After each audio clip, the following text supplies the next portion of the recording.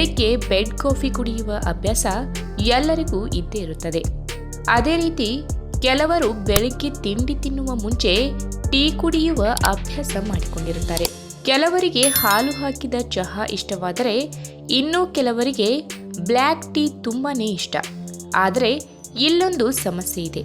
ಏನೆಂದರೆ ಇಡೀ ದಿನವನ್ನು ಆರೋಗ್ಯಕರವಾಗಿ ಕಳೆಯಬೇಕು ಎನ್ನುವವರಿಗೆ ಬೆಳಗಿನ ಸಮಯದಲ್ಲಿ ಬ್ಲ್ಯಾಕ್ ಟೀ ಕುಡಿಯುವುದು ಅಷ್ಟು ಒಳ್ಳೆಯದಲ್ಲ ಎಂದು ಹೇಳಲಾಗುತ್ತದೆ. ಏಕೆಂದರೆ ಇದು ಹಲವು ಕಾಯಿಲೆಗಳನ್ನು ತರುತ್ತದೆ.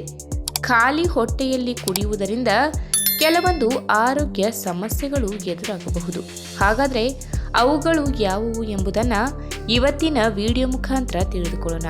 ಅದಕ್ಕಿಂತ ಮುಂಚೆ ನೀವಿನ್ನೂ ನನ್ನ ಚಾನಲ್ಗೆ ಸಬ್ಸ್ಕ್ರೈಬ್ ಆಗಿಲ್ಲ ಅಂದರೆ ಪ್ಲೀಸ್ ಸಬ್ಸ್ಕ್ರೈಬ್ ಮಾಡ್ಕೊಳ್ಳಿ. ಹಾಗೆ ಪಕ್ಕದಲ್ಲಿ ಇರುವಂತಹ ಬೆಲ್ ಐಕನ್ನ ಕ್ಲಿಕ್ ಮಾಡಿ. ತಜ್ಞರ ಲೆಕ್ಕಾಚಾರದಲ್ಲಿ ಬ್ಲ್ಯಾಕ್ ಟೀ ಅಥವಾ ಬ್ಲ್ಯಾಕ್ ಕಾಫಿ ತುಂಬ ಆಮ್ಲೀಯ ಪ್ರಭಾವವನ್ನು ಹೊಂದಿದ್ದು, ಖಾಲಿ ಹೊಟ್ಟೆಯಲ್ಲಿ ಕುಡಿಯುವುದರಿಂದ ದೇಹದ ಆಮ್ಲ ಹಾಗೂ ಆಲ್ಕಲೈನ್ ಸಮತೋಲನವನ್ನು ತಪ್ಪಿಸುತ್ತದೆ. ಇದು ದಿನ ಕಳೆದಂತೆ ಆಸಿಡಿಟಿ ಅಥವಾ ಅಜೀರ್ಣತೆಯನ್ನು ಹೆಚ್ಚು ಮಾಡಬಹುದು. ಇನ್ನು ಯಾವಾಗ ದೇಹದಲ್ಲಿ ನಿರ್ಜಲೀಕರಣ ಎದುರಾಗುತ್ತದೆ ಆ ಸಂದರ್ಭದಲ್ಲಿ ಮಲಬದ್ಧತೆ ಕೂಡ ಇದ್ದೇ ಇರುತ್ತದೆ. ಸೇವಿಸಿದ ಆಹಾರ ಕರುಳಿನ ಭಾಗದಲ್ಲಿ ಸರಿಯಾಗಿ ಜೀರ್ಣವಾಗದೇ ಇದ್ದರೆ ಮಲ ವಿಸರ್ಜನೆ ಪ್ರಕ್ರಿಯೆಯಲ್ಲಿ ಸಾಕಷ್ಟು ಬದಲಾವಣೆ ಉಂಟಾಗುತ್ತದೆ. ಇನ್ನು ಬ್ಲ್ಯಾಕ್ ಟೀ ಹೆಚ್ಚು ಆಸಿಡಿಕ್ ಆಗಿರುವುದರಿಂದ ಬೆಳಗಿನ ಸಂದರ್ಭದಲ್ಲಿ ಖಾಲಿ ಹೊಟ್ಟೆಯಲ್ಲಿ ಇದನ್ನು ಕುಡಿಯುವುದರಿಂದ ಆಮ್ಲೀಯ ಪ್ರಭಾವ ಹೆಚ್ಚಾಗುತ್ತದೆ. ಇದು ಹಲ್ಲುಗಳ ಮೇಲೆ ಪ್ರಭಾವ ಬೀರಿ ಹಲ್ಲುಗಳ ಮೇಲ್ಭಾಗದ ಎನಾಮಲ್ ಹಾಳಾಗುವಂತೆ ಮಾಡುತ್ತದೆ ಮತ್ತು ಇನ್ನಿತರ ವಸಡುಗಳಿಗೆ ಸಂಬಂಧಪಟ್ಟ ಕಾಯಿಲೆಗಳಿಗೆ ಕಾರಣವಾಗುತ್ತದೆ. ಇನ್ನು ಬ್ಲ್ಯಾಕ್ ಟೀ ಕುಡಿಯುವುದರಿಂದ ಗ್ಯಾಸ್ಟ್ರಿಕ್ ಆಗುತ್ತದೆ ಎಂದು ಹೇಳುತ್ತಾರೆ. ಇದು ಕ್ರಮೇಣವಾಗಿ ಹೊಟ್ಟೆ ಉಬ್ಬರದ ತೊಂದರೆಯನ್ನು ತಂದುಕೊಡುತ್ತದೆ. ಇದರ ಆಮ್ಲೀಯ ಪ್ರಭಾವದಿಂದ ಬೇರೆ ಆರೋಗ್ಯಕರ ಆಹಾರಗಳನ್ನು ಸಹ ಸರಿಯಾಗಿ ಸೇವಿಸಲು ಸಾಧ್ಯವಾಗುವುದಿಲ್ಲ. ಅಷ್ಟೇ ಅಲ್ಲದೆ ನಿಮಗೆ ಬ್ಲ್ಯಾಕ್ ಟೀ ಕುಡಿಯುವ ಬಯಕೆ ಇದ್ದರೆ ಅದರ ಉತ್ತಮ ಪ್ರಯೋಜನಗಳನ್ನು ನಿಮ್ಮದಾಗಿಸಿಕೊಳ್ಳಲು ತಜ್ಞರು ಹೇಳುವ ಹಾಗೆ ಊಟ ಆದ 1-2 ಗಂಟೆಗಳ ನಂತರದಲ್ಲಿ ಸೇವನೆ ಮಾಡಬಹುದು. ಒಂದು ವೇಳೆ ನೀವು ನಿಮ್ಮ ಆರೋಗ್ಯದ ಬಗ್ಗೆ ಹೆಚ್ಚು ಕಾಳಜಿ ವಹಿಸುತ್ತೀರಿ ಎಂದರೆ ಇದಕ್ಕೆ ಹಾಲು ಮತ್ತು ಸಕ್ಕರೆ ಹಾಕಬೇಡಿ. ಖಾಲಿ ಹೊಟ್ಟೆಯಲ್ಲಿ ಹಾಲು ಬೆರೆಸಿದ ಕಾಫಿ ಅಥವಾ ಟೀ ಹೊಟ್ಟೆಗೆ ತೊಂದರೆ ನೀಡುತ್ತದೆ. ಈ ವಿಡಿಯೋ ನಿಮಗೆ ಇಷ್ಟವಾದಲ್ಲಿ ತಪ್ಪದೆ ಲೈಕ್ ಮಾಡಿ, ಶೇರ್ ಮಾಡಿ, ಹಾಗೆ ನಿಮ್ಮ ಅನಿಸಿಕೆನ ಕಮೆಂಟ್ ಮೂಲಕ ತಿಳಿಸಿ.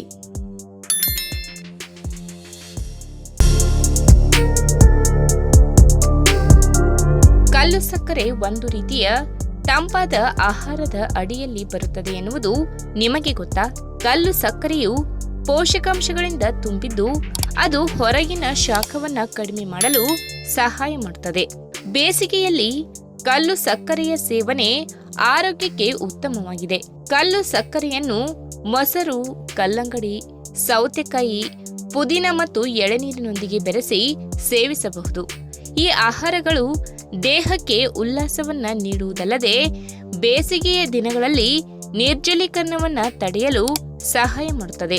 ಹಾಗಾದ್ರೆ ಬೇಸಿಗೆಯಲ್ಲಿ ಸಕ್ಕರೆ ಬದಲಿಗೆ ಕಲ್ಲು ಸಕ್ಕರೆ ಸೇವಿಸುವುದರಿಂದ ಯಾವೆಲ್ಲ ಆರೋಗ್ಯಕಾರಿ ಲಾಭಗಳು ಸಿಗುತ್ತವೆ ಎಂಬುದನ್ನ ಇವತ್ತಿನ ವಿಡಿಯೋ ಮುಖಾಂತರ ತಿಳಿದುಕೊಳ್ಳೋಣ. ಅದಕ್ಕಿಂತ ಮುಂಚೆ ನೀವಿನ್ನೂ ನನ್ನ ಚಾನಲ್ಗೆ ಸಬ್ಸ್ಕ್ರೈಬ್ ಆಗಿಲ್ಲ ಅಂದ್ರೆ ಪ್ಲೀಸ್ ಸಬ್ಸ್ಕ್ರೈಬ್ ಮಾಡ್ಕೊಳ್ಳಿ. ಹಾಗೆ ಪಕ್ಕದಲ್ಲೇ ಇರುವಂತಹ ಬೆಲ್ ಐಕನ್ನ ಕ್ಲಿಕ್ ಮಾಡಿ.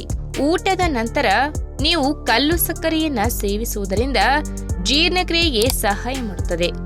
ಇದು ಊಟದ ನಂತರದ ಚಿಕಿತ್ಸೆಯಾಗಿ ಕಾರ್ಯನಿರ್ವಹಿಸುತ್ತದೆ ಮತ್ತು ಜೀರ್ಣಕ್ರಿಯೆಯ ಪ್ರಕ್ರಿಯೆಯನ್ನ ತಕ್ಷಣವೇ ಪ್ರಾರಂಭಿಸುತ್ತದೆ. ಆದ್ದರಿಂದ ಊಟದ ನಂತರ ನೀವು ಕಲ್ಲು ಸಕ್ಕರೆಯ ಕೆಲವು ತುಂಡುಗಳನ್ನ ಸೇವಿಸಬೇಕು. ಇನ್ನು ಕಲ್ಲು ಸಕ್ಕರೆ ಸಾಮಾನ್ಯ ಶೀತ ಮತ್ತು ಕೆಮ್ಮು ಸೇರಿದಂತೆ ಹಲವಾರು ಕಾಲೋಚಿತ ಕಾಯಿಲೆಗಳಿಗೆ ಚಿಕಿತ್ಸೆ ನೀಡಲು ಸಹಾಯ ಮಾಡುವ ಸಾಮರ್ಥ್ಯಗಳನ್ನು ಹೊಂದಿದೆ. ಕೆಮ್ಮು ಮತ್ತು ಗಂಟಲು ನೋವು, ಶೀತ ಹವಾಮಾನವು ವಿವಿಧ ಆರೋಗ್ಯ ಸಮಸ್ಯೆಗಳನ್ನು ಉಂಟು ಮಾಡಬಹುದು.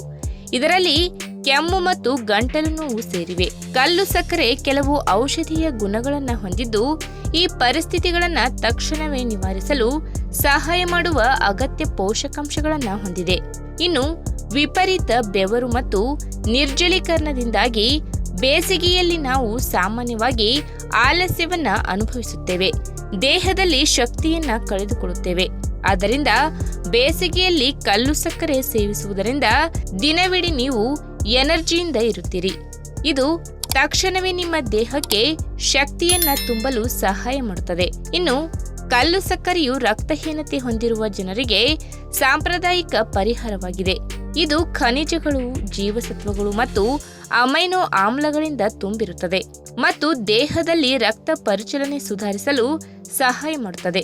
ಇದಲ್ಲದೆ ಇದು ದೌರ್ಬಲ್ಯ, ಸುಸ್ತು ಮತ್ತು ತಲೆ ತಿರುಗುವಿಕೆಯಂತಹ ರಕ್ತಹೀನತೆಗೆ ಸಂಬಂಧಿಸಿದ ಸಮಸ್ಯೆಗಳಿಗೆ ಚಿಕಿತ್ಸೆ ನೀಡಲು ಸಹಕಾರಿಯಾಗಿದೆ. ಅಷ್ಟೇ ಅಲ್ಲದೆ ಕಲ್ಲು ಸಕ್ಕರೆಯು ಸಾಮಾನ್ಯ ಸಕ್ಕರೆಗಿಂತ ಆರೋಗ್ಯಕರವಾಗಿರುವುದರ ಜೊತೆಗೆ ಪೋಷಕಾಂಶಗಳ ಶಕ್ತಿಯ ಕೇಂದ್ರವಾಗಿದೆ. ಅದಕ್ಕಾಗಿಯೇ ಉತ್ತಮ ದೃಷ್ಟಿ ಮತ್ತು ಕಣ್ಣಿನ ಪೊರೆ ತಡೆಗಟ್ಟುವಿಕೆಗೆ ಇದು ಸಹಕಾರಿಯಾಗಿದೆ.